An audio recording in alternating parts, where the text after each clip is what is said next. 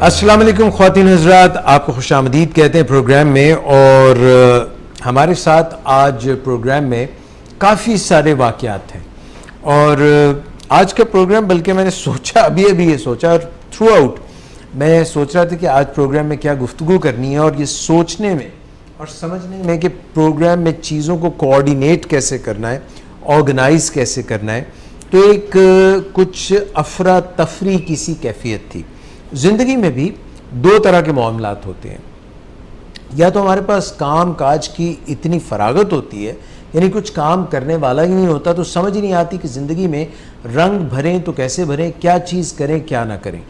तो उसमें भी बड़ा मसला हो जाता है कि जिन्हें लाया गली ओदे नाल टुर चली, तो वो बिल्कुल पता नहीं चलता कि हमने क्या करना है और क्या नहीं करना। दूसरी तरफ कुछ ऐसे मामलात होते हैं कि there is so much in your plate, there is so much clutter, there is so much that you want to do and you want to achieve so much in a little period of time.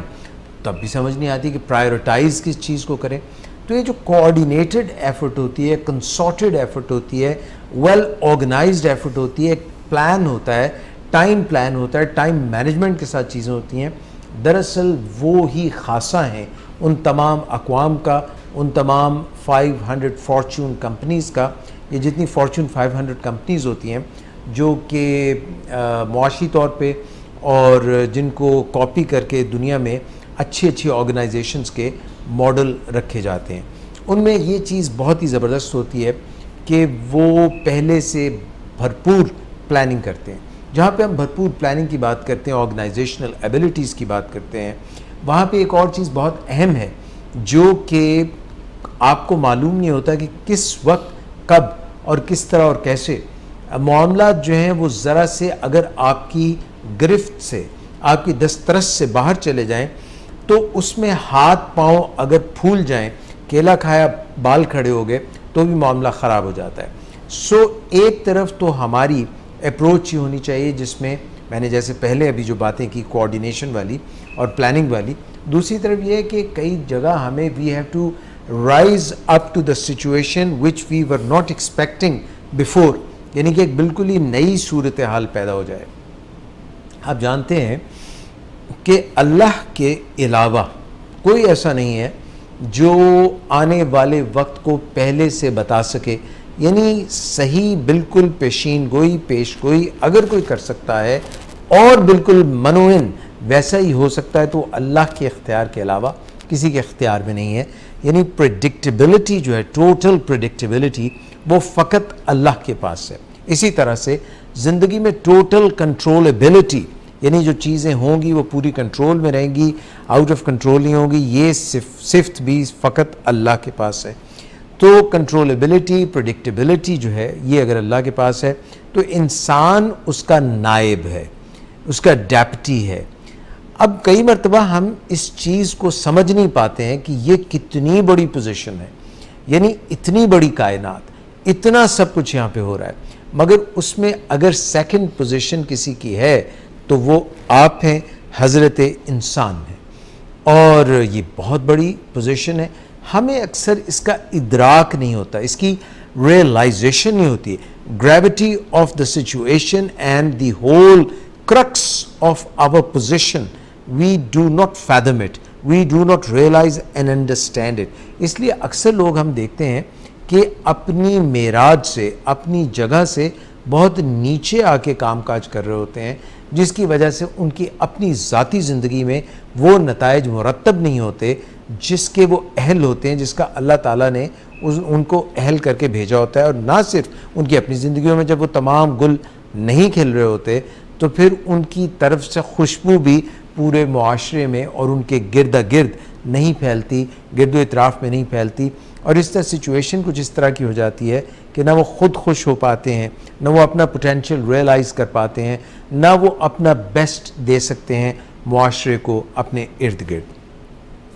सो आज के programme में जो है, जब हम programme शुरू करने वाले थे तो मेरे साथ जो शुरका में एक सिंगर होती हैं, आज भी मौजूद हैं, मैं आपकी थोड़ी देर में उनसे मुलाकात भी कराऊंगा, मिस नादिया शेख। मिस नादिया शेख ने नागहा प्रोग्राम से कुछ ही देर पहले मुझे बताया कि आज वो म्यूज़िक लेसन्स के लिए जा रही हैं अल-हमरा आर्ट काउंसिल। अब मैं उस वक्त खाना खा रहा था और साथ में ये सोच भी रहा था कि आज प्रोग्राम किस तरह से करना है, तो बजाय कुछ ज़्यादा डिटेल में जाने के मैंने कहा ठीक है जाएं। फिर बाद में मुझे पता चला कि वो जब वापस आ रही हैं 5 बजे, उन्होंने कहा कि मैं आ जाऊंगी, तो मुझे पता चला कि साथ में तबला नवाज भी उनके आ रहे हैं। पहले तो मैंने समझा नवाज शरीफ साहब आ रहे हैं, क्योंकि वो इतनी जो है ज़हन में खिचड़ी पकी हुई थी। फिर पता चला कि नहीं नवाज शरीफ साहब तो नहीं आ रहे, ना शहबाज शरीफ साहब आ रहे हैं, बल्कि ये मिस नादिया शेख के साथ जो हमारे तबला नवाज हैं वो आ रहे हैं। अब मैंने पहले उनको कभी सुना ही नहीं था। अब एक अजीब सी दिल में एक ताज़ा हवा चली है अभी, वो जिस तरह से ग़ुलाम अली का गाना ना, एक ताज़ा हवा चली है अभी, तो मुझे भी ऐसे लगा कि ताज़ा हवा सी चली है। तो फिर मैंने समझा कि मैंने शायद खाने में कोई ऐसी चीज़ खा ली है जिसकी वजह से पेट में ताज़ा हवा सी चल रही है, मगर फिर वो भी मुझे अंदाज़ा हुआ कि नहीं ऐसा भी नहीं है। तो ये सारी सिचुएशन में मुझे गुमान गुज़रा, मुझे ये डर लगा कि पता नहीं मिस पहुंचती भी हैं या नहीं, मगर मिस 5:01 पे बिल्कुल जो है पहुंच गई। तो मैंने जो हमारे साथ दूसरे असद असगर होते हैं, मैंने कहा यार देखो एज ए प्लान बी आप ऐसा करना कि एक ज़बरदस्त सा गाना आप सुना देना। नंबर 3 मुझे पता चला कि आज जो है शहज़ादे की बर्थडे भी है, और शहज़ादे का नाम है सुल्तान बाहू नहीं, उनका नाम है सुल्तान साकिब बलोच। तो उनकी बर्थडे का भी पता चला। उन्होंने आते मुझसे पूछा भी कि भाई डॉक्टर साहब क्या बात है, आज आप ज़रा खोए खोए से हैं, चुपचाप से हैं, वैसे नहीं इंटरेक्ट कर रहे। अब उसकी दास्तान में क्या सुनाता कि वो क्या वजह है, किस चीज़ का असर मेरे जहन पे है। कुछ लोगों से आपकी बड़ी उम्मीदें वाबस्ता होती हैं, आपकी प्रोडिजी की तरह होती है। प्रोडिजी से मतलब है कि आप उनको बड़ा ओन करते हैं, आप उनको अपने से जुदा नहीं समझते।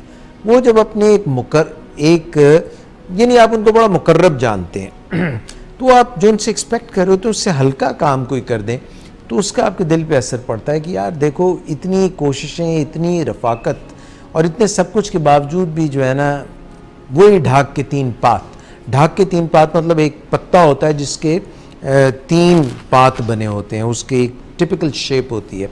तो कई लोग ये कहते हैं कि इंसान की फितरत नहीं बदल सकती, यानी कि इंसान जो है वो 20%, मैं ये समझता हूँ, मेरे उस्ताद एक हैं वो मुझे कहते हैं कि ये ना कहो कि फितरत नहीं बदलती, मगर इंसान की शख्सियत का 20% उसकी फितरत होता है, तो 80% जो है वो सीख सकता है, यानी कि नर्चर से, अपने एनवायरनमेंट से, अपने इर्द गिर्द के माहौल से वो काफ़ी कुछ सीख सकता है, मगर 20% जो है वो उसकी फितरत होती है और वो समझ लीजिए कि उसके जीन्स होते हैं, वो बदल नहीं सकते हैं। मगर चलिए ये इर्तिका का एक अमल है, ये चलता ही रहता है, ये रुकता नहीं है, थमता नहीं है। मगर कुछ हमारी कैरेक्टर ट्रेट्स इतनी हम पर हावी हो जाती हैं कि हम बेबस से हो जाते हैं, और वो तमाम जो ट्रेनिंग होती है बिल्कुल ऐसे है जैसे किसी फाइटर पायलट को आप ट्रेन कर सकते हैं कि F-16 को कैसे उड़ाना है, वॉरफेयर हो रही है, लड़ाई हो रही है, उसमें जान जा भी सकती है, जहाज़ हिट भी हो सकता है, एयर फाइटर प्लेन जो है हिट भी हो सकता है। तो वो जब उसकी सारी ट्रेनिंग गुजरने के बावजूद भी जब ऐन वक्त आए और फ़िज़ा में वो हो रही हो, डॉग फाइट हो रही हो, डॉग फाइट बोलते हैं उसको जब आप जहाज़ आपस में लड़ रहे होते हैं ना एरोस्पेस में, तो वो सब कुछ भूल जाए और कुछ ऐसा करना शुरू कर दे जो उसकी फितरत का हिस्सा था, मगर वो एयर फोर्स की बताई हुई ड्रिल्स के मुनाफी था, उसके अगेंस्ट था।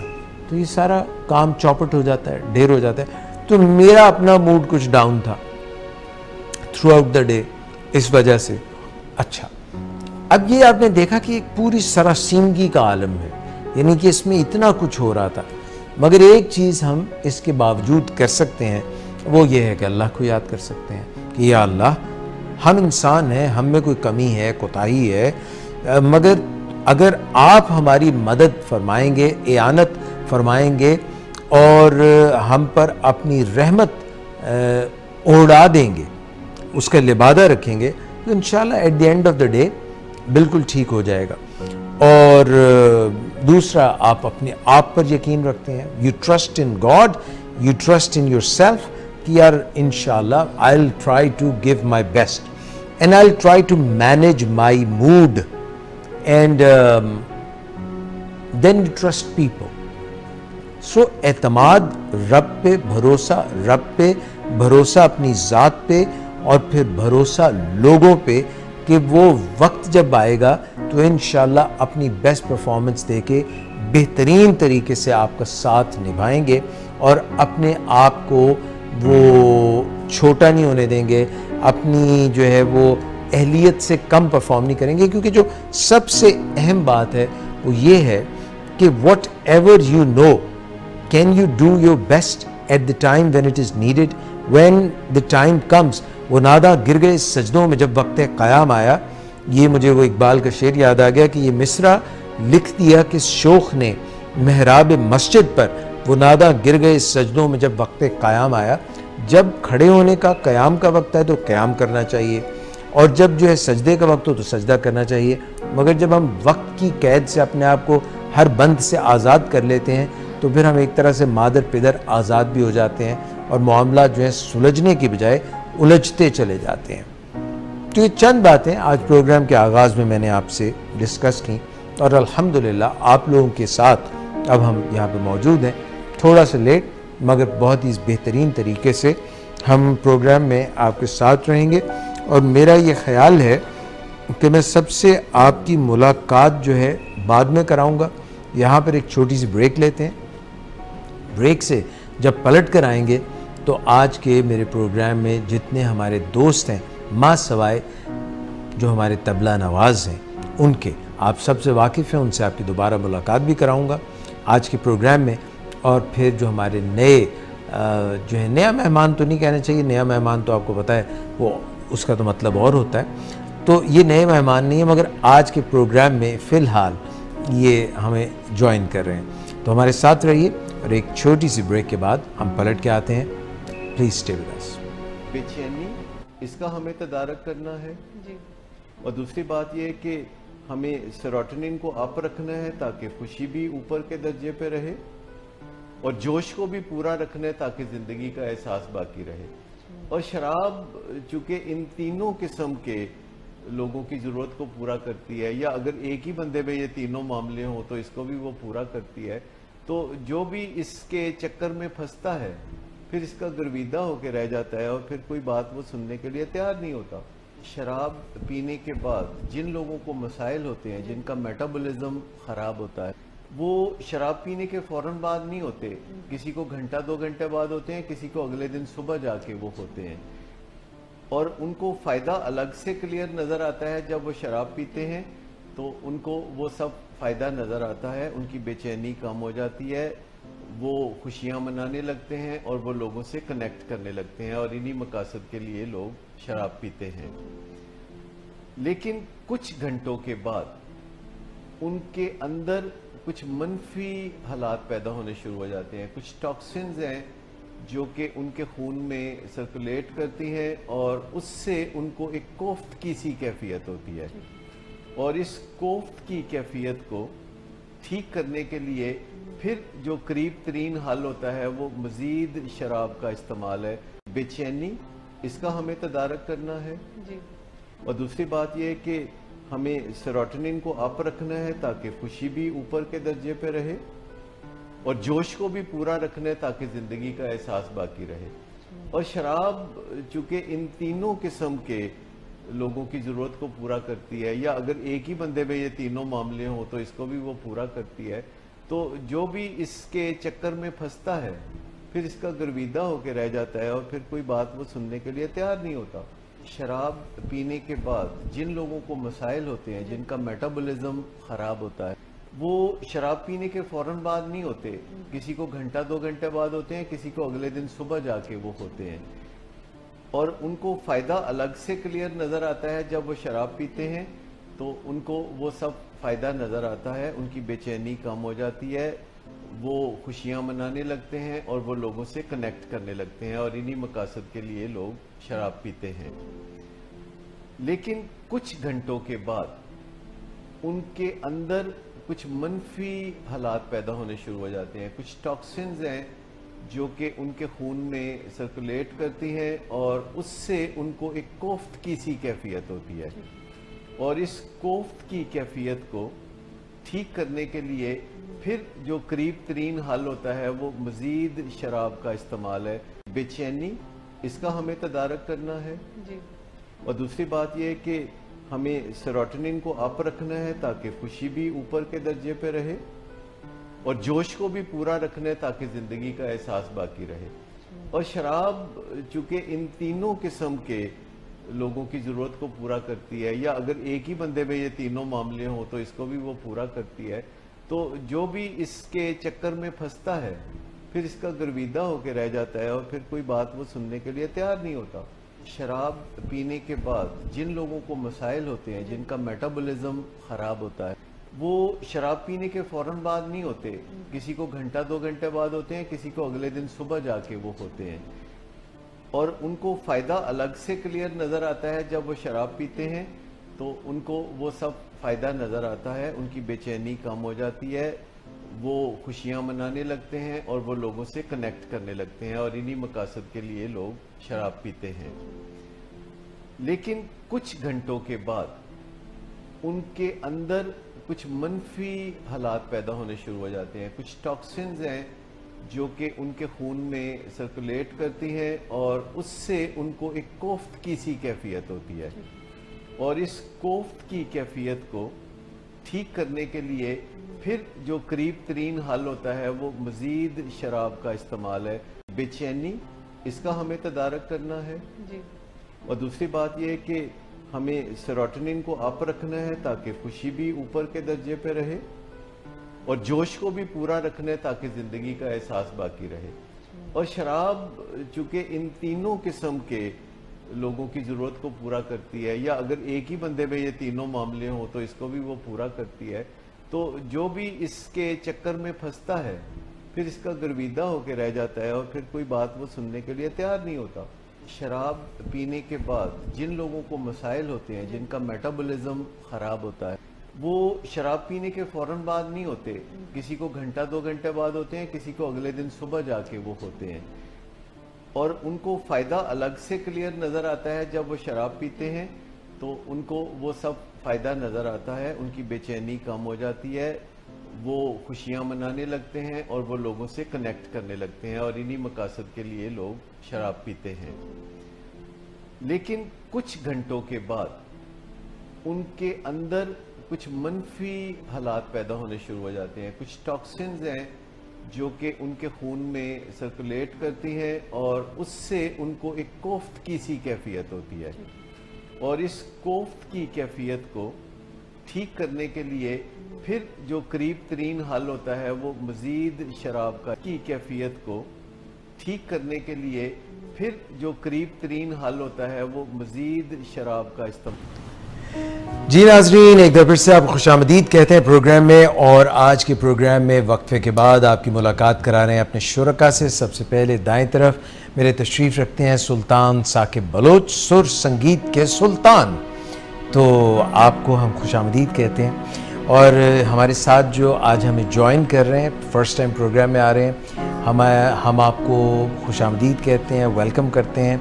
ये हैं लॉरेंस जिमी, और तबला बड़ा ज़बरदस्त बजाते हैं। प्रोग्राम के बिल्कुल शुरू में, यानी आगाज़ से ज़रा पहले प्रैक्टिस कर रहे थे तो मैंने इनका तबला सुना। He is a good tabla player, और अभी थोड़ी देर में जब ये बजाएंगे तबला तो आप यकीनन उससे लुत्फ़अंदोज़ होंगे।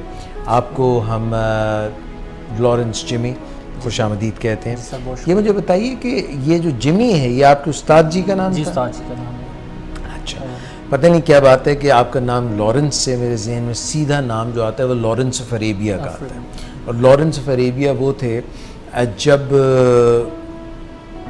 इंग्लिश सरकार वापस जा रही थी फ्रॉम मिडल ईस्ट, यानी कि अरब ममालिक से, तो उन्होंने जाने से पहले ऐसी ज़बरदस्त डिवीज़न की कि इज़राइल को एक हिस्सा दे दिया और एक अरब को दे दिया। उसके बाद वहाँ पे आज तक तबला बज रहा है, तो ये तबले जंग बज रहा है वहाँ पे। तो बहरहाल बड़े मशहूर आदमी थे लॉरेंस ऑफ अरेबिया, उनके ऊपर एक फ़िल्म भी है। मगर आपको हम प्रोग्राम में वेलकम कह रहे हैं। इधर जनाब मिस हैं और मिस नादिया शेख हैं। और मिस नादिया शेख, आपने आज हमें ये बताना है कि आपको अपने मूड मिजाज के ऊपर कितना कंट्रोल है। हमें ये तो मालूम है कि आपको अपने सुर और ताल के ऊपर बहुत कंट्रोल है। और मूड मिजाज का कंट्रोल जो है वो दिल में जैसा भी मूड हो, चेहरा जो है वो पुररौनक और मुस्कुराता हुआ होना चाहिए। मैं इसलिए लोगों को कहता हूँ क्योंकि मैं ये चीज़ ख़ुद बड़ी प्रैक्टिस करता हूँ। अंदर का जो उस दिन बात हो रही थी कि कुछ लोग होते हैं जो परफॉर्म करते हैं स्टेज के ऊपर, और कभी कभी क्या होता है कि स्टेज पे परफॉर्म करने से पहले उनके साथ खुदा न खास्ता कोई ऐसा वाक़या पेश आ जाता है, अल्लाह ना करे किसी के साथ भी पेश आए, और अल्हम्दुलिल्लाह आपके साथ कोई ऐसा वाक़या नहीं पेश आया। मगर मैं उन लोगों की बात कर रहा हूँ जिनके साथ वाक़या आ जाता है, मगर वो इतने ज़बरदस्त मंजे हुए अदाकार, गुलकार और अपनी अपनी फील्ड में, इवन सर्जन्स और जितनी फील्ड्स हैं, वो अपने पैशनेट इतने होते हैं और इतने डेडिकेटेड होते हैं कि वो कभी उस चीज़ को अपनी परफॉर्मेंस में नहीं आने देते। और आप भी उन्हीं लोगों में से शुमार होता है, आपका भी मुझे मालूम है ये आपके मुतालिक। और इधर जो है हमारे साथ असद असगर साहब हैं, और असद असगर साहब हमारा इंटेग्रल हिस्सा है प्रोग्राम का, कीबोर्डिस्ट हैं। चाहे दूर रहो या पास रहो, दिल में समाये रहते हो, यानी कि कभी कैमरे के सामने रहो या पसे कैमरा रहो, हमारे आप दिल में ही रहते हैं। तो आपको भी खुशामदीद कहते हैं। अच्छा ख्वातीन और हज़रात, आज के प्रोग्राम में जैसे मैंने अभी बताया, तो लॉरेंस भाई पहले तो आप जो है ना ज़रा कोई अपनी उंगलियां जो है तबले को थाप दें, ज़रा हमें पता चले कि कोई क्या परफॉर्मेंस। आप शुरू करें ना ज़रा। वाह,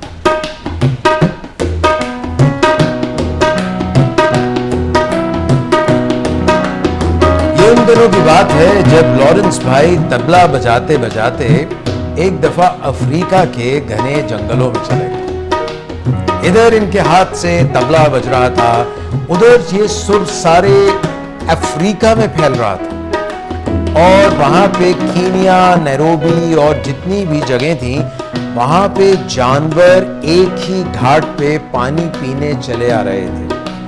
ये तबला बजाते रहे वहाँ पर बैठकर एक दरिया के किनारे, और मगरमच्छ से लेके शेर और मेमने तक सभी इनके तबले की सुर सुनते हुए सभी वहीं जमा हो गए।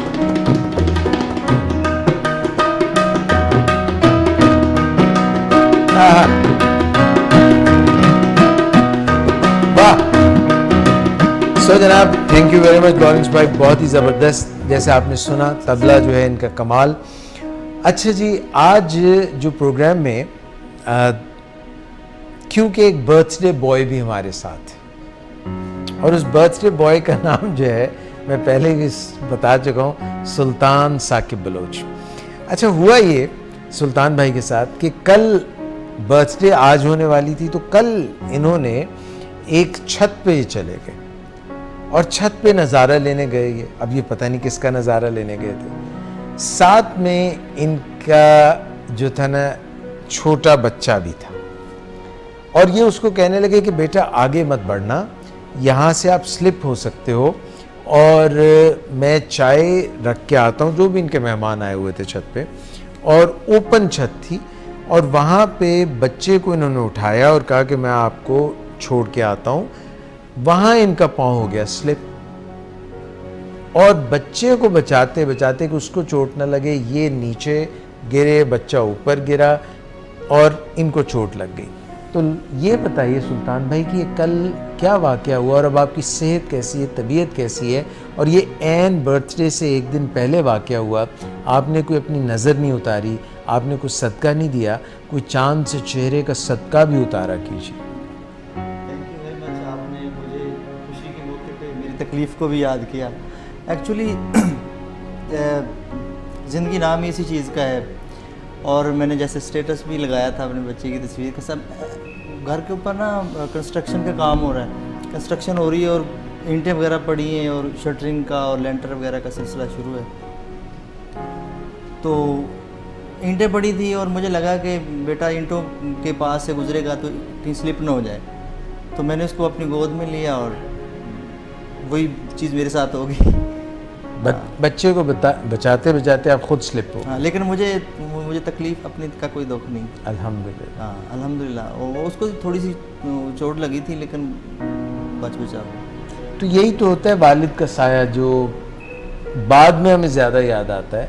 और जब वालिदैन सर पे उनका दस्त शफ़क़त होता है, हयात होते हैं, तो कई दफ़ा हम इस बात को पूरी तरह रियलाइज़ नहीं करते। और खुशकिस्मत हैं वो लोग जो अपने वालिदैन की खूब टिका के खिदमत करते हैं, अपने माल से भी, अपने प्यार भरी बात से भी और अपने हाथ से भी। बिल्कुल ऐसे ही है।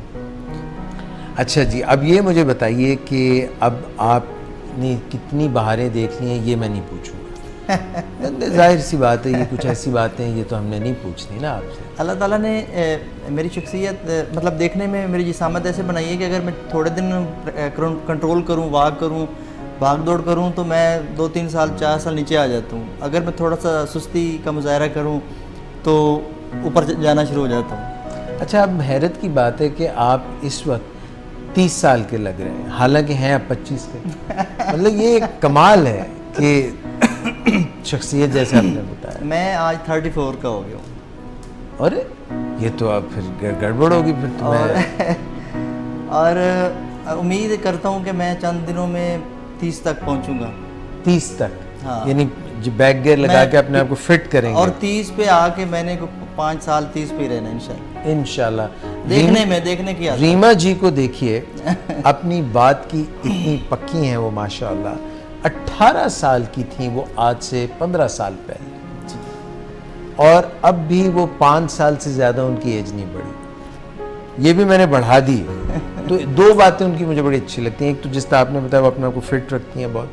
अब तो वो पिया देश सुधार गई हैं। और मगर अभी भी मैं उनका एक ऐड देख रहा था जिसमें वो जो ता धिन्ना कर रही थी। तो एक ये मुझे उनकी बात बड़ी अच्छी लगती है कि वो अपने आप को फिट रखती हैं। दूसरी बात जो अच्छी है उनकी वो ये है कि अपनी बात पे कायम रहती हैं। ये हो गई, और इस तरह की बड़ी बड़ी अदाकाराएँ हो गई, वो जो एक दफ़ा कह देती हैं कि हमारी उम्र है, फिर उससे हिलती नहीं है, चाहे कितने भी साल गुजर जाएँ। अब वो एक मैं क्लिप देख रहा था जिसमें एक डॉक्टर एनेस्थेटिस्ट जो सूंघाते हैं, बेहोशी की दवा सूंघाते हैं, वो उनको कह रहे थे कि भाई आप अपनी उम्र सही बताइए ताकि हम डोज़ आपका एडजस्ट करें उसके हिसाब से। तो उन्होंने कहा 28 साल। तो उन्होंने कहा देखिए आप लगनी नहीं है 28 साल की, तो अपनी सही डोज़ बताइएगा, सही उम्र बताइएगा ताकि हम डोज। उन्होंने कहा अच्छा 32 साल। अच्छा। उन्होंने कहा भाई आप अभी भी ज़रा सोच लें। उसने कहा देखो बात सुनो, 35 साल की उम्र के हिसाब से कर लो, चाहे मैं मर जाऊँ, अब इससे एक दिन नहीं बढ़ाऊँगा। तो कुछ लोग जो ऐसे भी पक्के होते हैं। मैं रिक्वेस्ट करूँगा मिस से भी और आपसे भी, मिस नादिया से भी और असद से भी, कि आज जो दोनों गाने आप हमें यके बाद दीगरे, पहले आप असद भाई आप जो गाना सुनाएंगे वो, और बाद में जो मिस सुनाएंगी, वो दोनों गाने मेरी तरफ से, आप करें या ना करें, दिल माने या ना माने, मैंने वो डेडिकेट कर दिए हैं बर्थडे बॉय को, सुल्तान भाई को। आपने भी कर दिया? ठीक है। तो आज नाजरीन ये 2 गाने, और इनमें जो एक गाना ख़ास तौर पे असद असगर सुना रहे हैं, वो जल्दी में मैंने इनको कहा कि कोई गाना प्रिपेयर करें, और इन्होंने जो गाना प्रिपेयर किया और चुना बग़ैर मेरे कहे, वो one of my big time favourites. अगर ये ज़रा गोल्डन ओल्डी है, मगर मैं भी कौन सा कोई नए ज़माने का आदमी हूँ, तो वो जो है मुझे बहुत ही पसंद है। आज के प्रोग्राम में आप हमें कॉल भी कर सकते हैं। टेलीफोन लाइंस जो हैं ओपन कर दी जाए, और इनकी आपने वो मुकम्मल तेज़ रखा है।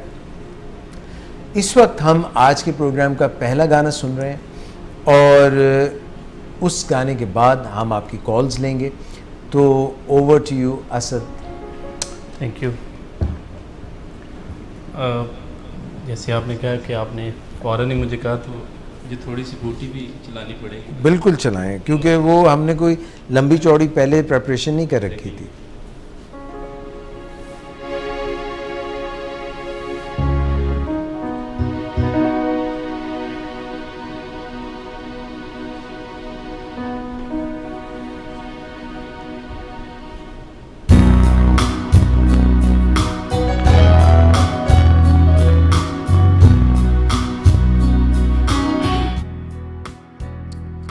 एक प्यार का नगमा है, मौजों की रवानी है।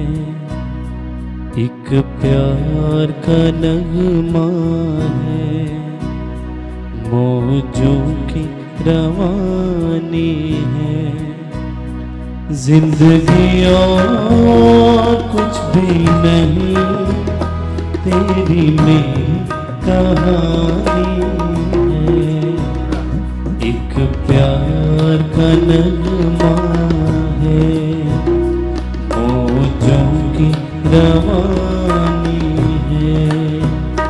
जिंदगी और कुछ भी नहीं, तेरी मेरी कहानी है। एक प्यार का नगमा है।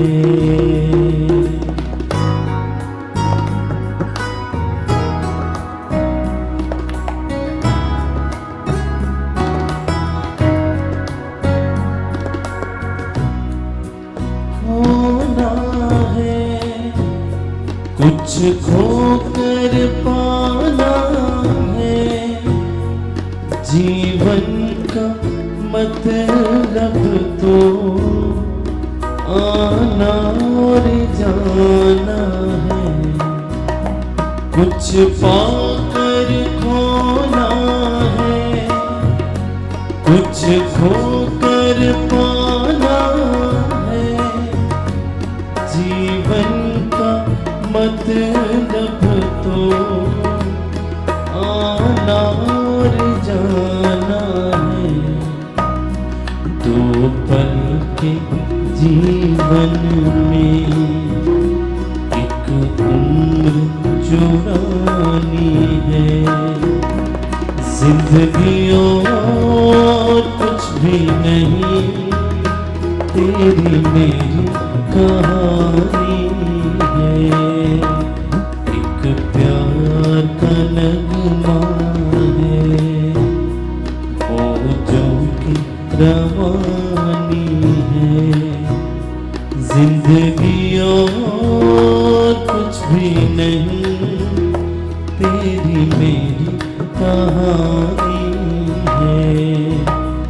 एक प्यार का नगमा है, मौजों की रवानी है। वेरी नाइस, मज़ा आ गया, वेरी नाइस। लो जी, ये तो था पहला गाना जो हमने आपको डेडिकेट किया। और मुझे बताइए कि आपकी ज़िंदगी की सबसे मज़ेदार हसीन बर्थडे कौन सी थी? सही कहूँ, सही कहें। जैसे आज मेरी खुशी, सालगिरह की खुशी पे आपने मेरी एक छोटी सी तकलीफ़ का भी जिक्र किया।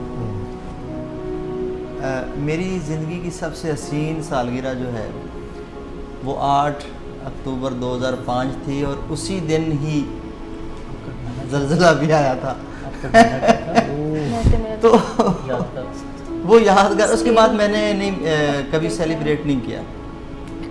उन दिनों में इतना ज़्यादा चूँकि नुकसान इतना हुआ था 2005 में जो ज़लज़ला आया था आज़ाद कश्मीर और उस साइड पे, तो उसके बाद मैंने फिर वो कभी नहीं सेलिब्रेट नहीं किया। सो लोगों का जो है दुख, गम या लोगों का एहसास जो है, उसकी वजह से आपने दोबारा नहीं सेलिब्रेट? यस, ऐसे ही है। क्योंकि जब आप, वैसे भी आप भी आर्टिस्ट हैं और समझ सकते हैं कि आर्टिस्ट हमेशा हसास किस्म के होते हैं। तो तब इतना ज़्यादा नुकसान हुआ, लोगों की जानें गई, और पता नहीं माली नुकसान तो था ही, लेकिन जानों का बहुत ज़्यादा नुकसान हुआ। तो उसके बाद इतना मुझे लगा कि यार हर साल जब भी वो सालगिरह आती है और साथ वो दिन भी आता है कि जब ज़लज़ला आया था तो लोगों की जानें गई थी, बहुत ज़्यादा नुकसान हुए थे, और कई लोगों के अपने बिछड़ गए उनसे, और कई ज़हनी मरीज़ हो गए थे, इस हद तक उनको अपने नुकसान को देखना पड़ा। तो मुझे अच्छा नहीं लगता था कि मैं इसको सेलिब्रेट करूँ।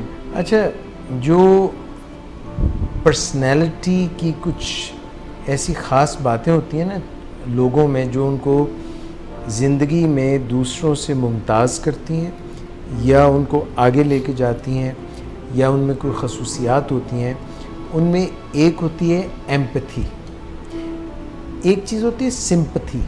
सिंपैथी ये होती है कि आप किसी को ऐसी हालत में देखते हैं जो उसको तकलीफ़ दे रही हो, तो आप उसके ऊपर रहम करते हैं, आप उसके मुतालिक में कहते हैं कि यार इसके साथ बुरा हो रहा है।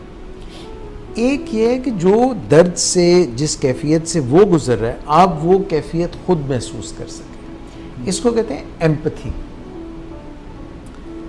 और जिस शख्स में एम्पैथी नहीं होती वो कभी दूसरे का दर्द जो है महसूस नहीं कर सकता। और जिन लोगों में एम्पैथी होती है वही लोग होते हैं जो बढ़कर मुआशरे में जो लोग पिसे हुए होते हैं, जिनको कोई दर्द होता है, जिनको कोई तकलीफ़ पहुंचती है या जिनका कोई नुकसान हो जाता है, वो उनके नुकसान का अगर मुकम्मल तौर पे अजाला ना भी कर सकें तो उसमें तख़फ़ीफ़ और कमी करने की कोशिश ज़रूर करते हैं। सो ये एम्पैथी जो है एक बड़ी ज़बरदस्त इंसानी वस्फ़ है, ऐसे बड़ा ज़बरदस्त इंसानी वस्फ़। सर, आप अगर किसी की तकलीफ़ को या परेशानी को या किसी के दर्द को महसूस नहीं करेंगे, आप जी खुद को उसकी जगह पे बना के जी, तो आप उसको कैसे हल कर सकेंगे?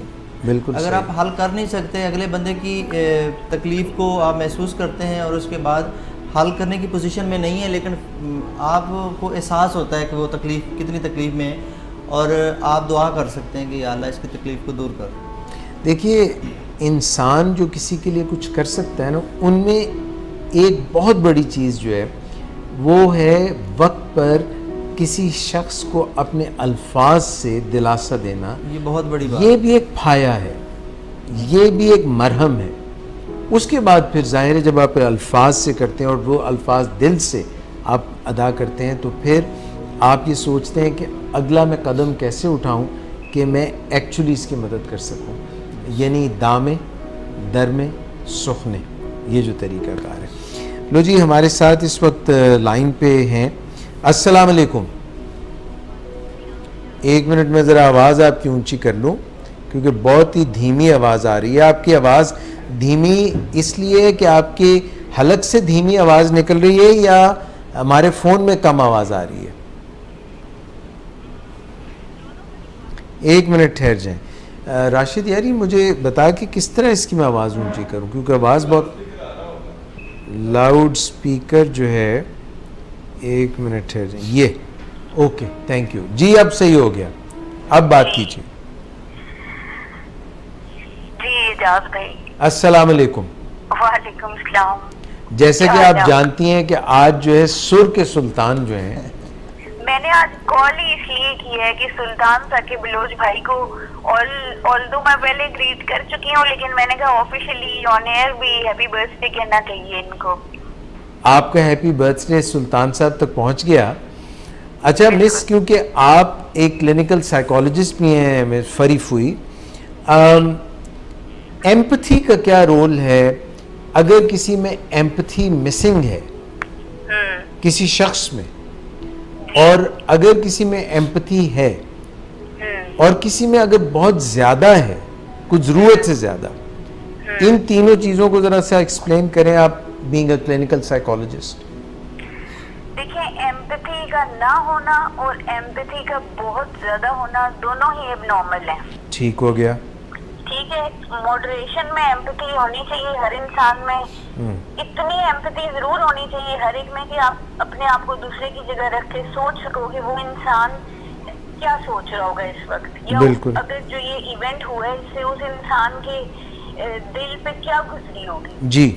मतलब इतना एक इंसान के अंदर एम्पैथी होनी चाहिए। लेकिन मैंने अपने सराउंडिंग्स में ऐसे लोग भी देखे हैं जिनमें एम्पैथी बिल्कुल ही नहीं होती। किसी के ऊपर जो मर्जी, किसी के ऊपर बॉम्ब भी गिर जाए तो उनको फर्क नहीं पड़ेगा कि किसी बंदे को क्या हुआ है। अच्छा मिस, और ऐसे लोग भी मैंने देखे हैं कि जो दूसरों का दर्द इतना अपने ऊपर तारी कर लेते हैं कि वो फिर कुछ करने के काबिल नहीं रहते। इवन हमारी एक, मैं नाम नहीं लूंगी, हमारी साथ ही एक कोलीग है मेरी साइकेट्रिस्ट, वो किसी पेशेंट को रोते हुए देख के इतनी ज्यादा इमोशनल हो जाती हैं कि वो उस सेशन में खुद रोना शुरू कर देती हैं। एक दिन वो मेरे ऑफिस में आई हैं और उनकी आंखें रेड थी, तो मैंने पूछा कि आपको क्या हुआ, ये आंखें, आपको फ्लू लगा हुआ, आंखें आपकी इतनी रेड क्यों हैं? जी। तो वो कहती हैं कि फ्लू नहीं लगा हुआ, मैं रो के आई हूँ एक पेशेंट के साथ।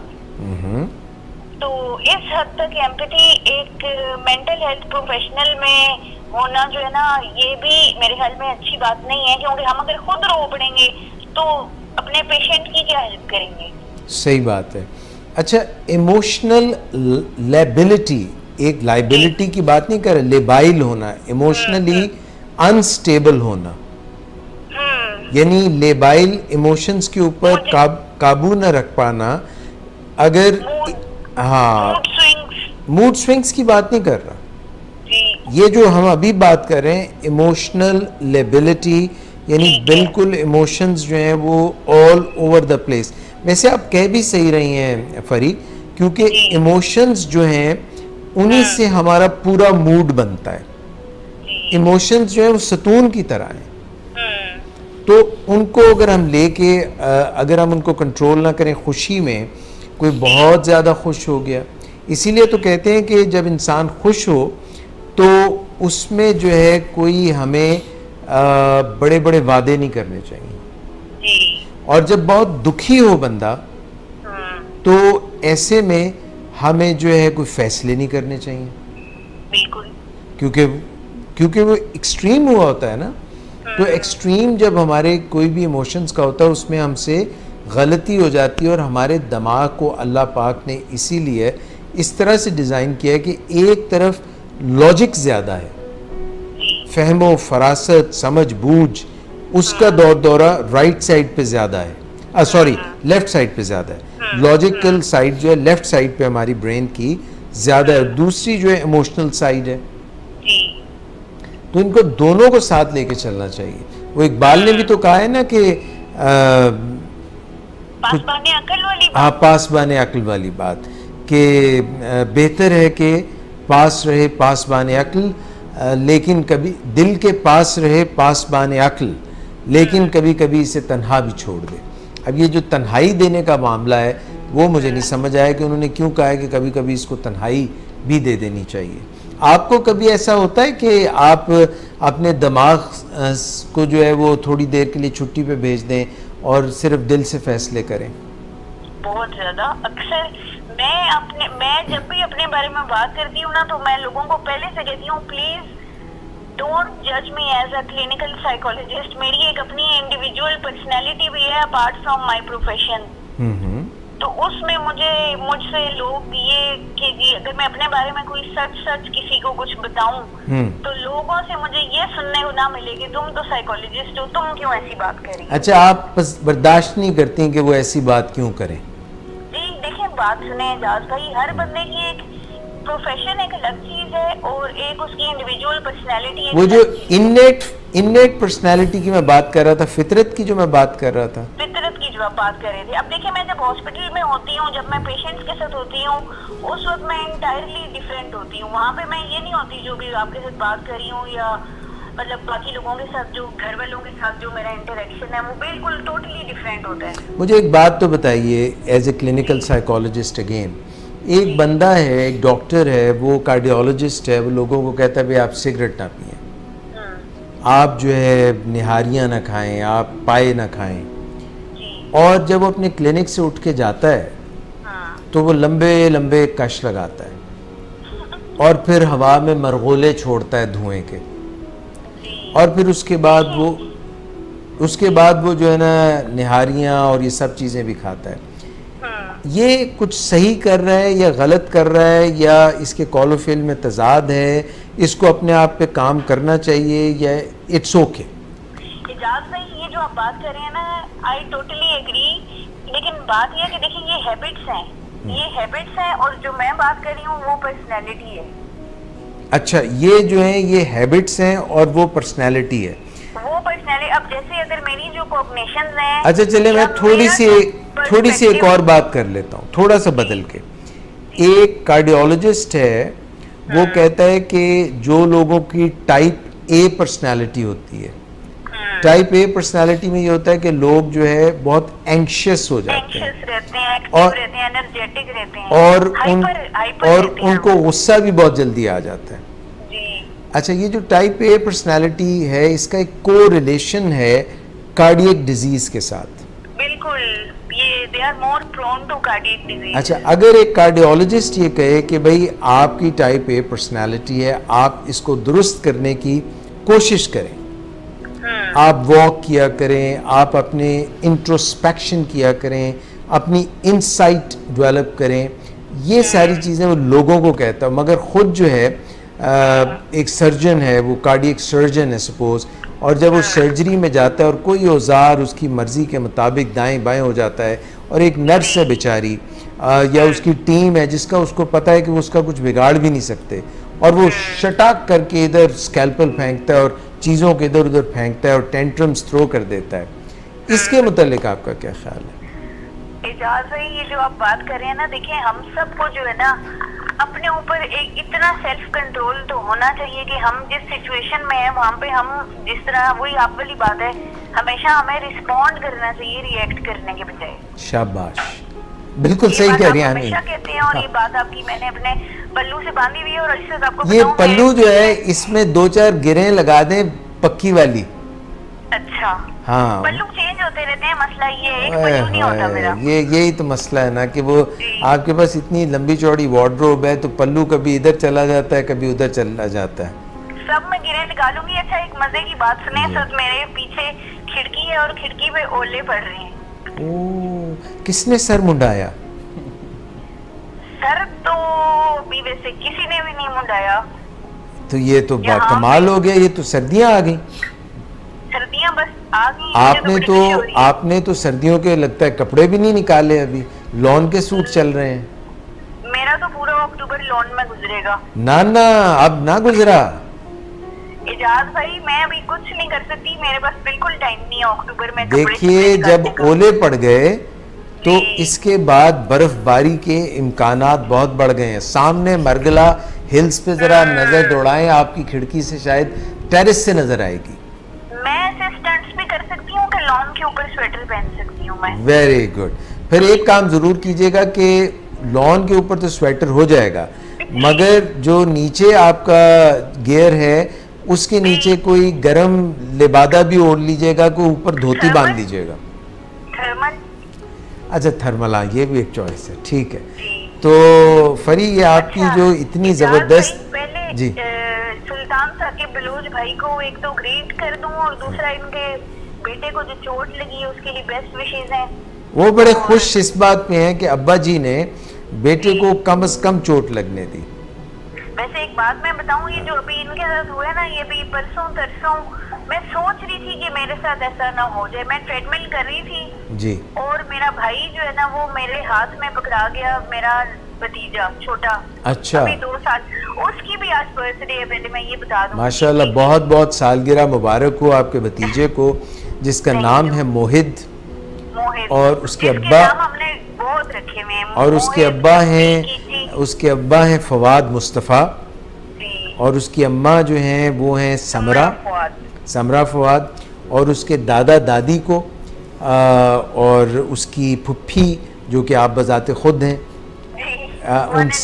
हाँ, और ख़ास तौर पे उनके फुफ्फा जान जो हैं वो भी एक ही हैं, उनको भी आप सबको बहुत, और उनके जो ताया जान जो फैसल साहब और ताई अम्मी जो है उनकी दुबई में, और उनके कज़न और पूरी फैमिली को, ताहा साहब को और पूरी फैमिली को बहुत बहुत सालगिरह मुबारक हो। और आप जो उनको प्यार से, मोहित को कीची और गप्पी और जाने कौन कौन से आपने उनको प्यार भरे नाम रखे हैं, so a very happy birthday to him. और ये देखिए कि कुछ ही साल के फासले से वो पैदा हुआ, और उससे कुछ ही देर पहले सुल्तान साकिब बलोच। थोड़ा सा एज गैप है दोनों में, सिर्फ 32 इयर्स का थोड़ा सा फर्क है। आपने तो पूरा बता भी दिया एक जय हिसाब करके। So very happy birthday to him. Thank you. और मैं वो कह अच्छा, बल्कि आप जो आप गाना मिस नादिया शेख सुनाएंगी ना, मैं नादिया शेख से नाराज हूँ आज। वो उनसे नाराज ना हो, उनसे आज नाराज ना हो प्लीज, फिर किसी दिन हो जाइएगा। अच्छा ठीक, आज नहीं होना नाराज। फिर आपसे हो जाती हूँ एजाज भाई, किसी से तो होंगी। मुझसे आज बिल्कुल नाराज हो जाएं, और आप मुझसे जरा कितने % नाराज हैं ताकि वो मुझे पता चल जाए। अच्छा बताएं कितने % क्या नाराजगी की। आपको पता है एजाज भाई, आपसे नाराजगी मेरी हो नहीं सकती, इसीलिए आप ये बात बड़े कॉन्फिडेंस से कह रहे हैं। हाँ, मुझे पता है ना, इसीलिए तो मैंने आपसे कहा कि चैलेंजिंग मोड में कहा कि जरा बताएं कितने % है नाराजगी। 0%। अच्छा, सही है। अच्छा, और दूसरी बात ये कि देखिए अभी आप एक ऑन अ सीरियस नोट में एक बात करना चाह रही हूँ। सीरियस नोट तो आजकल मैं 5000 से कम नहीं लेता। एजाज भाई वो खत्म होने वाला, आपने खुद ही कहा। कोई बात नहीं, वो जब खत्म होगा तो हम देखेंगे। हम नया जो बात सुने, एक मैं आपको बात बताऊं, ये हमारे प्यारे मुल्क की मईशत को जब तक ये छछूंदरे और ये क्या उसको कहते हैं, टर्माइट्स और एक और चीज नहीं, जोंके जब तक ये लगी हुई है ना, ये 5000 का नोट जो है ना, ये तब तक जान नहीं छोड़ेगा। अल्लाह करे कि हमारी मईशत स्ट्रांग हो। मैं तो उस दिन के इंतज़ार में हूँ कि मेरी आंखें बंद होने से पहले हमारा रुपया भारी हो और 100 रुपये का डॉलर 100 आए तो 1 रुपया उनको मिले। इसको कहते हैं दीवाने का ख्वाब। लोग हंस रहे हैं, मेरे स्टूडियोज में बैठे हंस रहे हैं मुझ पे कि कैसी बातें कर रहे हैं। बात सुने, इन लोगों को बताएं कि हंसो मत। यही वही लोग हैं जो कभी इमरान खान पे हंसा करते थे कि ये बंदा कभी प्राइम मिनिस्टर बनेगा, और अब देखो बना है वो। बस ऐसे ही है, दीवानों के ख्वाब सच होते हैं। जी, तो बात ये है एजाज भाई कि मैं बात जो कर रही थी ना सीरियसली, पहले तो ये कि 5000 वाले नोट सारे इकट्ठे करें, मुझे दे दें। अच्छा? और उनको हम सुप्रीम कोर्ट के डैम फंड में डाल देते हैं सारे के सारे। अच्छा, ये फिर वो जो है ना बाइपोलर वाली बात तो नहीं हो जाएगी? हो जाए बेशक, मुझे I am proud of my bipolarity. अच्छा, you have accepted it? मुझे ये मैनिक फेस पसंद है एज कम्पेयर टू डिप। बस दोनों ही चलते हैं ना। बाइपोलर्स का मसला ये है कि या मैनिया या डिप्रेशन, दरमियान में थोड़ी देर ही रहते हैं, उनको मजा ही नहीं आता। तो मैं जरा हाई फेज में रहना चाहती हूँ, तो इसलिए प्लीज मुझे इसी में रहना। याद रखिए, हर दिन का इख्तिताम रात पे जरूर होता है, लेकिन रात पे हाई फेज में भी बंदा सो सकता है। सो तो सकता है, मगर बाइपोलैरिटी में दिन और रात दोनों चलते हैं। ये तो बात है। वैसे मैंने आज एक न्यूरोलॉजिस्ट को कंसल्ट किया है, जिसने मुझे बड़ी अच्छी मेडिसिन दी हैं फॉर माय माइग्रेन, और उससे मुझे नींद बड़ी जबरदस्त आएगी। चलिए, नींद तो आ जाएगी, मगर डिपेंडेंसी जो है वो भी बड़ी खतरनाक चीज है। नहीं, मैंने उससे डिस्कस किया है, मैंने कहा ये तो मैं डिपेंडेंट ना हो जाऊँ। वो कहते हैं देखिए बात सुने, माइग्रेन का मैं खुद पेशेंट हूँ, मुझे भी होता है, मैं भी लेता हूँ, और मैं कोई डिपेंडेंट नहीं हुआ। और आप फिक्र ना करें, मैं आप इस पे स्टेबल होती हैं, मैं आपको टेपर ऑफ करके खत्म कर दूंगा। चलिए, ऑल द वेरी बेस्ट। हम माइग्रेनर्स के लिए अलग कोई प्रोग्राम करेंगे इंशाल्लाह। प्लीज जरूर एजाज भाई, माइग्रेनर्स के लिए करें। मैं तो दुआएं दूंगी आपको दिल से, वैसे भी देती हूँ। तो मैं जो सीरियस बात करना चाह रही थी वो मेरी रह गई बीच में। जल्दी से कर लें। जल्दी से नहीं, आराम से। नहीं, वो प्रोग्राम खत्म करने का टाइम आ गया। ठीक है, तो वो देखिए आप कह रहे थे कि जिंदगी अनप्रेडिक्टेबल होती है, बेशक, और सिर्फ अल्लाह को फ्यूचर का पता होता है कि क्या होना है आगे। तो इससे कल से परसों से एक बड़ी सैड न्यूज सुनी, शायद आपने भी सुनी होगी, कि एक बड़ा ही यंग हमारा बड़ा टैलेंटेड किस्म का शेफ था, ताहिर चौधरी नाम था उसका। पता है मुझे उसका। मसाला टीवी चैनल पे बड़े अच्छे शोज आते थे उसके। ताहिर चौधरी, जिसकी कमर बड़ी पतली सी थी। कमर पतली तो नहीं थी, काफी बड़ी थी। नहीं, बड़ी भी नहीं थी बेचारे की, बस ठीक थी। अच्छा। तो वो जो है ना बंदा, उसकी all of a sudden death हो गई, और मुझे उसका इंतहा से ज्यादा अफसोस हो रहा है, क्योंकि वो बंदा उस दिन सुबह लाइव था प्रोग्राम में, मतलब 1:15 पे वो बंदा लाइव उनके टीवी की उसकी केक कटिंग सेरेमनी चल रही थी, उसमें वो बंदा था जी। और उसी शाम जब वो घर गया है तो 2-3 घंटे के अंदर अंदर उस बंदे की डेथ हो गई है, और ही वो जस्ट 49। ताहिर चौधरी साहब की मैंने जस्ट आपके कहने पे ना क्रॉस चेक की है तस्वीर, कि मैं जिसकी बात कर रहा हूँ, ताहिर को जब भी मैं देखता था ना, he was a very talented chef, और इसमें कोई शक नहीं है कि ज़िंदगी और मौत तो फ़कत अल्लाह के हाथ में है। मगर ताहिर को मैं जब भी देखता था तो मैं उसकी एब्डोमिनल जो कमर थी ना, उसको देख के सोचता था कि यार ये बंदा सही नहीं कर रहा कुछ। क्यों? वो जो आप कह रही है ना, आप मिक्सअप कर रही है, वो पता नहीं, कौन है? वो है शेफ गुलजार। नो नो नो नो, मैंने ताहिर की अभी तस्वीर निकाल के देखी है, मुझे पहले आपके बताने पे भी ख्याल आया है, और यह मैं अब जो मैंने उसकी निकाल के तस्वीर एग्जैक्टली चेक की है, अब आप कभी उसको देखिएगा। मैं इस वक्त बताना सिर्फ ये चाह रहा हूँ, हाँ, कि ये जो है ना, ये जो लोग बाकी तो इतने हैवी नहीं होते मगर पेट का अपने का ख्याल नहीं करते, और बात ये है कि हमारा जो पेट है उसके अंदर जो फैट होती है उसको कहते हैं विसरल फैट, जो कि हमारे जितने विसरा होते हैं, हमारे आज़ा, पेट के अंदर के आज़ा जो हैं उनको अपने इर्द गिर्द उनके लिपटी होती है। ये बहुत ख़तरनाक है, इससे जान छुड़ाना भी बहुत मुश्किल है, और ये जो है हमें जितनी बुरी तरह से हर्ट करती है वो बहुत गड़बड़ हो जाती है। So sedentary lifestyle, type A personality, और साथ में ये मोटापा या एब्डोमिनल गर्थ ज़्यादा होना, ये पीछे इन चीज़ों के है, जैसे diabetes, obesity, hypertension and so many other disease. बहुत अफसोस हुआ, अल्लाह ताला उनको अपने जवारे रहमत में जगह दे, करवट करवट जन्नत नसीब करे, मगर इन चीज़ों को हमें जहन में रखना चाहिए। मगर आखिरी बात ये मैं ज़रूर कहूँगा कि ज़िंदगी तो अल्लाह ताला की दी हुई चीज़ है, वो जब चाहे वापस ले सकता है। मैं आज अपने अब्बू से यही बात कर रही थी कि देखिए, हमने ज़िंदगी में जो भी अच्छे काम अभी प्लान किए होते हैं कि हमने करने हैं, वो हमें फ़ौरन कर लेने चाहिए। सही बात है। हम किस चीज़ का इंतज़ार करें? हमें को पता है सुबह गए और शाम को वापस ना आए, फिर ऐसे ही है। तो यही बात है। और इजाज़ भाई, एक आखिरी बात ये बताते जाएं कि नॉर्मल एब्डोमिनल गर्थ कितनी होनी चाहिए मेल्स में? मेल्स में जो है it should be at the most up to 36 inches. Anything more than 36 inches begins to create problems. अगर वो 14 इंचेस ज़्यादा है तो ये समझ लें कि सख्त टाइम बॉम्ब है, अंदर पेट में किसी ने टाइम बॉम्ब रखा हुआ है। It can blast any time.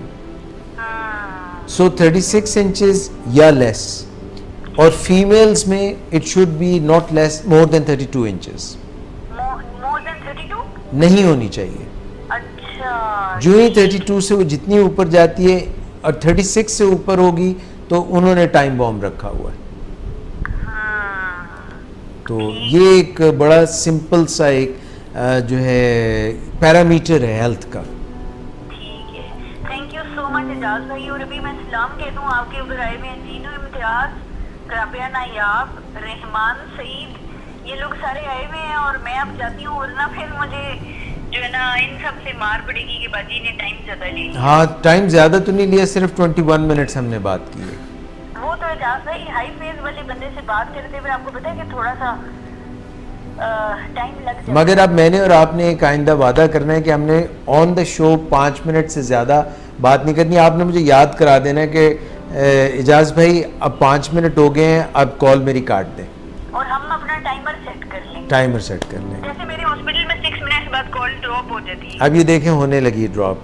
Bye bye, अल्लाह हाफिज़, thank you for your call. अल्लाह हाफिज़। लो जी, ये थी हमारी एक अदद कॉल जो कि इतनी तवील थी। मिस नादिया जी सर, मैं चाह रहा हूँ कि आप हमें कोई अपनी तरफ से ऐसी बात बताएं जो हमारी गुफ्तगू हुई, इतनी सारी आपने बातें सुनी, इतनी सारी आपने बातें दिल में आपके हैं, उनमें से कोई एक बात बताएं। मेरे जो दिल में है, दिल में, मेरे दिल में तो समंदर है वैसे तो। वो उनमें से एक जो है ना, समंदर का कतरा जो है, हाँ। वो इधर फेंकते हैं, हम ऐसे गिराते हैं, फिर देखते हैं कि ये कारपेट में वहाँ पे होल होता है या वहाँ पे कोई फूल पौधे उग जाते हैं। नहीं, मैं वैसे दिल में मेरे अच्छा ही है सब तो कुछ। फिर फेंके ना यहाँ पे, देख लेते हैं अभी दरख्त उगता है या कोई पौधा उगता है, गुलाब उगता है, क्या उगता है। आजकल आज का टॉपिक तो मुझे क्लियर नहीं कि आप शुरू में एक डिस्कशन कर रहे थे मूड मैनेजमेंट पे आप बात कर रहे थे और आप ये बात कर रहे थे अंदर मतलब बहुत सारी चीज़ें जब हमारी लाइफ में चल रही होती हैं तो we face some kind of difficulty to manage all this things, तो हमें उसको मैनेज करना आना चाहिए। उसमें मूड भी हमारा जो है वो इंक्लूड होता है क्योंकि जब हमारे दिमाग में बहुत सारी चीज़ें चल रही थी ऑब्वियसली हम बहुत सारी एक्टिविटीज़ में मतलब फंसे हुए होते हैं, तो उस लिहाज से हमारा मूड भी समटाइम्स फ्लक्चुएट कर रहा होता है जो कि हमारे ऊपर तो इफ़ेक्ट करता ही है, हमारी तबीयत के ऊपर, हमारे एक्स के ऊपर, साथ ही साथ दूसरों के ऊपर भी वही उसका असर जो है वो होता है। तो वो मैं अपनी गुफ्तगू को थोड़ा सा रिलेट करूँगी आपकी प्रियोर जो आपने डिस्कस किया कि आपने ठीक कहा था कि ऑब्वियसली इंसान रोज़मर्रा ज़िंदगी में अपनी एक्टिविटीज़ के अलावा भी किसी वजह से परेशान हो सकता है या इन्वॉल्व हो सकता है किसी चीज़ में, एक्सपेक्टेशंस भी हो सकती हैं किसी से हमारी जो है वो जुड़ी हो सकती हैं जिसकी वजह से हम इफ़ेक्ट होते हैं। तो हम सबको कोशिश करनी चाहिए इंक्लूडिंग मी ऑल एवरीबडी। तो ये मेरे अपने लिए भी ये मैसेज है जो मैं ख़ुद को भी, इसको हम लर्निंग प्रोसेस भी कह सकते हैं कि हम खुद को एक मैसेज देते रहते हैं या ख़ुद को हम एक जो है वो मतलब मैनेज करते हैं अपने मूड को, तो ये एक लर्निंग प्रोसेस होता है। तो मैं एग्री करती हूँ इस चीज़ से, मुझे भी सबको जो सुन रहे हैं देख रहे हैं हमें कोशिश करनी चाहिए कि we should not react, we should respond. जैसे वो कॉलर ने भी कहा जब हम रिएक्ट करते हैं तो रिएक्शंस जो हैं हमारे वो उस तरह से मतलब हमारे मूड पे उनका बुरा असर होता है हम जब हम रिएक्ट करते हैं। तो वी शुड रिस्पॉन्ड करने के अपने अपने तरीके हो सकते हैं, जैसे कि अब मैं कैसे बताऊं, कह दें जैसे कि मुझे अब अगर कोई शख्स कोई भी हो वो मुझे गुस्से से कोई बात करे या मैं किसी को करूं, गुस्से से नहीं मतलब अमूमन कोई ऐसी बात जो आपके मिजाज के अगेंस्ट हो, आपके मिजाज के खिलाफ हो, तो फौरी उस पर रिएक्ट करने की बजाय या करख्त लहजे में जवाब देने की बजाय या एक्सप्रेशन देने की बजाय हमें अगले बंदे की सिचुएशन को समझते हुए जो है वो रिस्पॉन्ड करना चाहिए और अपने मूड को नॉर्मल रखना चाहिए। अच्छा, मैं से एक बात जो आपने इतनी प्यारी बातें की, इतनी अच्छी बातें की, इसमें एक चीज़ देखिए दूसरे क्या करते हैं ये हमारे इख्तियार से कई दफ़ा बाहर एग्जैक्टली ठीक है ना, दूसरे कई दफ़ा हमारी तवक्कुआत पे पूरे नहीं उतरेंगे, कई दफ़ा वो अपने सोच के हिसाब से अपने मूड के हिसाब, मगर एक शख्स पे अगर हम तकिया कर लें, एक शख्स के ऊपर हम काम करें फिर वो चेन बन जाती है ना। मैं ये बात कर रही हूँ अगर अगर हम में से एक भी मैनेज नहीं कर रहा, वो पता है कौन से शख्स है जिसपे हम कम से कम उस पर काम कर लें, वो हम खुद ही हैं, वो हम खुद है ना। मैं ये कह रही हूँ कि बिगिनर जो है, बिगिनर जो है जो ये चीज़ क्रिएट कर रहा है उसको जो जहाँ से ये चीज़ शुरू हो रही है ना। अभी आपको पता है मैंने थोड़ी देर पहले इनको एक बात कही थी कि एम्पैथी जो है दूसरे का दर्द महसूस करना, ये बहुत बड़ी क्वालिटी है, ये इंसान को बहुत आगे लेके जा सकती है। एक और क्वालिटी बताऊं जो बहुत ही कमाल है, वो है ह्यूमिलिटी। ह्यूमिलिटी का मतलब होता है आजी, इंकिसारी। ये दूसरी ऐसी क्वालिटी है जो अगर किसी शख्स में हो तो उसकी शख्सियत हर दिल अजीज हो जाती है। बिल्कुल। सो हमेशा ह्यूमिलिटी से ऑपरेट। तो जी बिल्कुल, ये हम आप ठीक कह रहे हैं, जैसे कि डॉक्टर साहब हैं, डॉक्टर ताकत साहब कितने मतलब वो हम्बल हैं, मतलब उन्होंने कभी भी ये अपने बिहेवियर से या अपनी किसी भी बात से ये बावर नहीं हुआ, मुझे तो एटलीस्ट कभी नहीं हुआ कि उन्होंने कभी किसी भी बात को करते हुए ये बावर कराया कि मैं ओनर हूँ और बाकी सब लोग यहाँ पे मतलब इस तरह मुलाजिम हैं या नौकर चाकर हैं, लाइक हम तो वी एक्सेप्ट दैट कि वी आर सर्वेंट्स, बट उनके बिहेवियर से I never felt like this. तो ये चीज़ एग्जैक्टली, तो ये एक बहुत अच्छी बात है कि हम टॉप ऑफ द मैनेजमेंट अगर हम बात कर लें, अगर उनमें ये चीज़ है तो there must be the same in the like मुलाजमीन में भी ये बात होनी चाहिए। That is a very. अच्छा जी, एक कॉल अगर आप इजाज़त दें तो एक और कॉल। जी अस्सलाम वालेकुम जी, कौन सा बात कर रहे हैं? रहमान, थोड़ा सा फोन अपने लबों से थोड़ा सा दूर कर लें क्योंकि आप इतनी हैवी ब्रीदिंग कर रहे हैं कि किसी दोशीज़ा की ब्रीदिंग लग रही है। एक्सरसाइज कर। हाँ जी बिल्कुल, वो बल्कि किसी ने मेरी करेक्शन की, उसने कहा नहीं ये बात नहीं, कोई लगता है हो सकता है एक्सरसाइज कर रहे हो। असल में मैं लेटा हुआ था। आप उठ के बैठ जाए मेरा बच्चा। मैं उठ के आऊंगा। हाँ बिल्कुल। आपने जो कॉल अटेंड किया ना, हाँ। तो मेरे सिर में जज्बात के उठ गए, खुद नहीं, जज्बात को दोबारा सुला दें, आप उठ जाए। देखें, जो सोने की चीज है उसको सुला दें, जो उठने वाले आदमी हैं वो उठ जाए। ये मिक्सअप ना करें, इससे बड़ी खराबियां पैदा होती हैं। अच्छा चले, अब एक और बात करता हूँ मैं कि मैं नींद से भी उठ गया हूँ और बिस्तर से भी उठ गया। वो तो आपको मैंने झंझोड़ दिया ना एकदम। जी रहमान सईद साहब। हाँ जी, डॉक्टर साहब कैसे हैं? खैरियत? मैं अल्हम्दुलिल्लाह आपकी दुआओं से ठीक ठाक। आप कैसे हैं? खैरियत से हैं? शुक्र अल्लाह। लाहौर में तो नहीं ओले पड़ रहे? नहीं, फिर किसी ने शादी बनवाया तो इसलिए तो रोले नहीं पड़े, क्योंकि आप इसी शहर से मेरे और आपका जो है मुसाफत जो है जी, तो ज्यादा दूर नहीं है। मेरा ना हार्डली 10 मिनट का फासला जहाँ पे हम दोनों हैं। अगर एक कौवा यहाँ से उड़ के आपकी मंडेर पे बैठ के कागा काएं काएं करे तो 10 मिनट लगेंगे उसको वहां से यहाँ आने में। मेरा ख्याल है आप छत पे चढ़े, मैं भी छत पे चढ़ता हूँ, तो है हाथ से आगे हम कर सकते हैं। नहीं, मैंने आपकी तरफ जो है ना अम की फाख्ता भेजी है, आप जो है अपने कबूतर मेरी तरफ भेज दें। ठीक हो गया डॉक्टर साहब। तो मैं काफी बीच में मैंने आपके प्रोग्राम सुने थे पहले जी। पहले सुने थे आपने? मैंने सुने थे। कब की बात है? ये एक आधा हफ्ता मिस हुआ था, एक आधा प्रोग्राम ना। प्लीज ऐसे ना किया करें, आपके बगैर जो है ना प्रोग्राम में मजा नहीं आ रहा था मुझे। अच्छा, असल में मैंने कॉल बड़ी की थी, तो वो जो आज आपने कमिटमेंट की है ना, वो बड़ी अच्छी कमिटमेंट की है। कौन सी वाली? मैं तो बहुत सी कमिटमेंट्स करके भूल जाता हूँ। नहीं, आज जो आपने कमिटमेंट किया ना, जो आप इंशाल्लाह दोबारा भी भूल जाएंगे। सरी बाजी की कॉल जो है ना 5 मिनट से ज्यादा नहीं चाहिए। हाँ यार, ये वाली जो है ना, ये मैंने बहुत ही महसूस किया है कि ये 5 मिनट से ज्यादा कॉल नहीं होनी चाहिए। हाँ, लेकिन सरी बाजी कोई खास ना है ना हमारी। चले, आपकी वजह से, क्योंकि आपने खास कहा है, तो 5 मिनट और 1 सेकंड। चलो ठीक हो गया, बढ़ाया तो सही ना। बाकी का जो है ना 20 मिनट में बाजी खुद ही बढ़ा दें, वो बड़ी शॉर्ट है। तेनू फिर साडा भी नहीं पता अली। तो देख लेंगे अगले प्रोग्राम में, ये चलेंगे देख लेंगे कि 5 मिनट 1 सेकंड कॉल चलती है कि 5 ये सिर्फ याद रखना है मैंने, और कुछ नहीं। याद रखूंगा तो फिर बात बनेगी। तो ये तो फिर ये तो बात है ना, आप इसलिए तो कमिटमेंट करके बोल रहे थे। आपने याद करा देना है ना मुझे। मेरी पहले कॉल मुझे कि मैं याद कराऊंगा ना। ठीक है। तो रहमान, आपने कोई बात जो है आज, आप भी तो 2008 में मौजूद थे। जी डॉक्टर साहब, बिल्कुल। और 2005 में बेग यू पार्डन, 8 अक्टूबर 2005 को। तो आपने क्या महसूस किया? आपको कहाँ कहाँ झटके लगे? ज़रा ज़ोर का झटका लगा, धीरे से लगे, कैसे लगा झटका, और फिर आपने क्या किया? डॉक्टर साहब, बड़ा ही दिल जला देने वाला वाकया था। उस वक्त मैं अपने दोस्त के साथ बाइक तरह पे जा रहा था, तो सिर्फ इतना पता चला था कि मारगला जो है टावर वो गिरा है इस्लामाबाद। जी, इस्लामाबाद होता। तो जितनी देर उसकी न्यूज चलती रही ना, क्योंकि जो भी आप जो बात कर रहे हैं, काफी आपके टॉपिक मिक्स थे आज, काफी अच्छी अच्छी बातें हुई हैं, मुख्तलिफ मौज़ूआत पे, दूसरों का दर्द समझना, दुख समझना।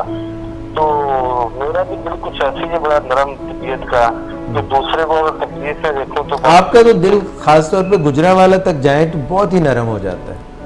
जी डॉक्टर साहब, ये जो है ना गुजरांवाला आपकी मुसाफत बड़ी वसी हो गई है, स्पेन तक चली गई है। जी जी, अब तो स्पेन तक आपका दिल जो है, जिस तरह तारिक बिन ज़ियाद वहाँ पे गया था तो उसका दिल जो है, उसने कहा मैं अपने दिल को फर्श राह बिछा देता हूँ, और उसने हिस्पानिया में, अंदलूसिया में कमाल के, इस तरह बाप का दिल जो है ना सिर्फ गुजरांवाला तक बल्कि स्पेन तक जो आप उनका दर्द महसूस करते हैं। रॉक ऑफ जिब्राल्टर का जो है, उसको कहते हैं जबल तारिक, वो भी आपके दिल की नरमी की वजह से मोम हो जाती है।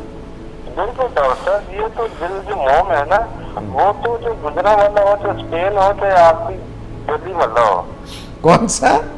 गली मोहल्ला हो जाए आपका, दिल्ली मोहल्ला, गली मोहल्ला हो जाए आपका, चाहे गुजरांवाला हो, चाहे स्पेन हो, तो गली मोहल्ला हो। गली मोहल्ला, ओके ओके। आवाज आ रही डॉक्टर साहब? जी जी, तकरीबन थोड़ी थोड़ी। अच्छा, अभी आवाज कट रही थी?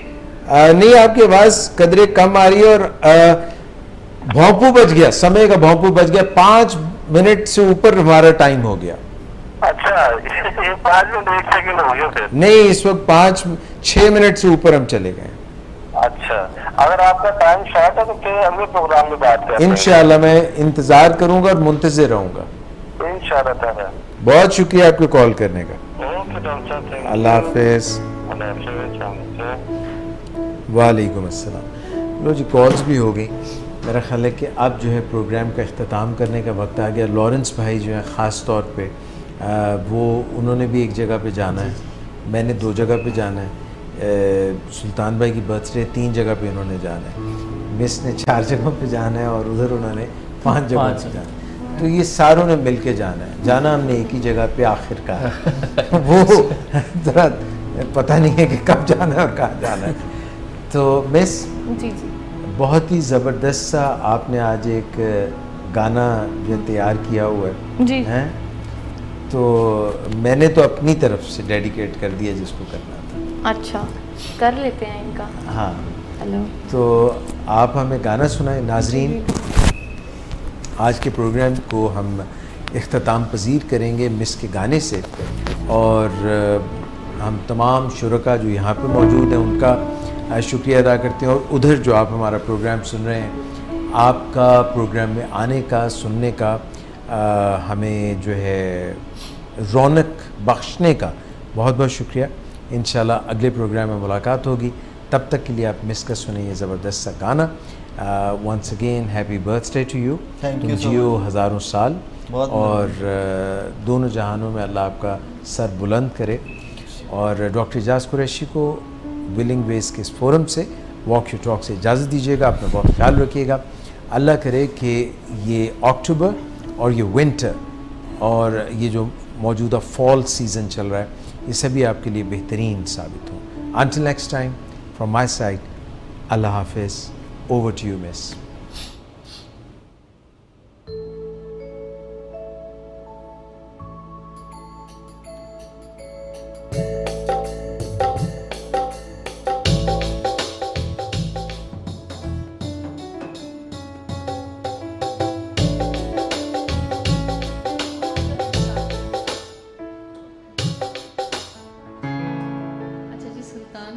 बर्थडे है, तो वैसे तो एजाज साहब ने इनको डेडिकेशन मेरी तरफ से डेडिकेट ऑलरेडी हो चुका है, लेकिन मैं अपनी तरफ से दोबारा से आपको डेडिकेट करती हूँ। Best wishes from my side.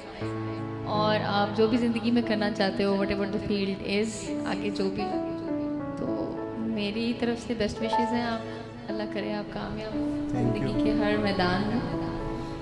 तो ये मैडम का एक गाना है, मेरा बहुत फेवरेट है, मुझे उम्मीद है कि आप लोगों को भी पसंद आएगा। मैं ते मेरा दिल बर जानी, बुलिया ते प्यार कहानी। मैं ते मेरा दिल बर जानी, बुलिया ते प्यार कहानी।